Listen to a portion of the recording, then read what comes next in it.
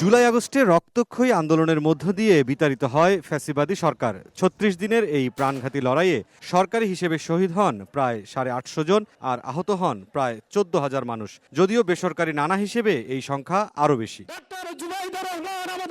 যাদের আপসহীন লড়াই আর রক্তস্রোতে ভেসে গেছে স্বৈরাচার, সেই শহীদ পরিবার ও আহতদের নিয়ে বিএনপি আয়োজন করে এই মতবিনিময় সভার। যোগ দেন বিএনপির চেয়ারম্যান তারেক রহমান।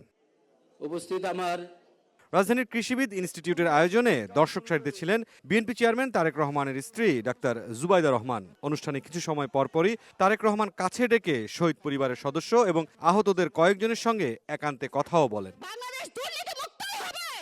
তারেক রহমান বলেন, আর শোক সভা বা শোক গাথা নয়, নিরাপদ বাংলাদেশ গড়তে গণতান্ত্রিক মানুষের বিজয় গাথা রচনা করতে হবে। সেজন্য আগামী নির্বাচন গুরুত্বপূর্ণ। বিএনপি চেয়ারম্যান স্মরণ করিয়ে দেন, কোনো ব্যক্তি, গোষ্ঠী বা দলের নয়, ২০২৪-এর আন্দোলন ছিল অধিকার হারা মানুষের গণ আন্দোলন। রেইনবো অলরাউন্ডার এক্সটেরিয়র পেইন্ট বাড়ির বাহিরের দেয়ালের সুরক্ষা নিয়ে থাকুন নিশ্চিন্ত। সাথে পাচ্ছেন ১০ বছরের ওয়ারেন্টি।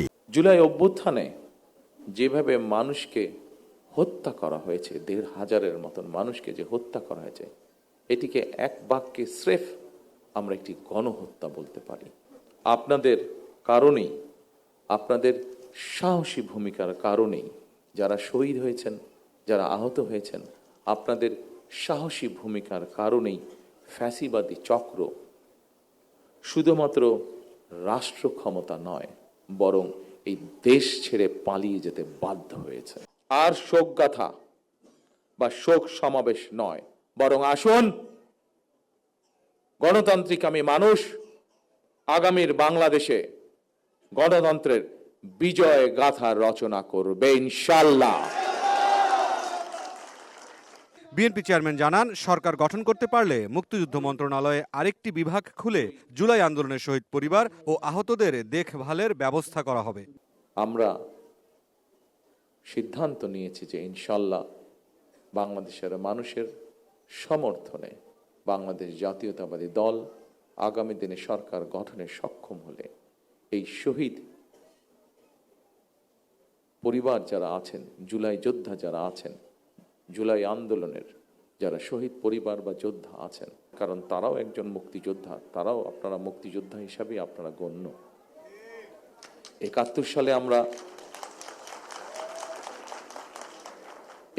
সালে এই দেশের মানুষ, মুক্তিযোদ্ধারা এই দেশের স্বাধীনতা অর্জনের জন্য জীবন দিয়েছিলেন।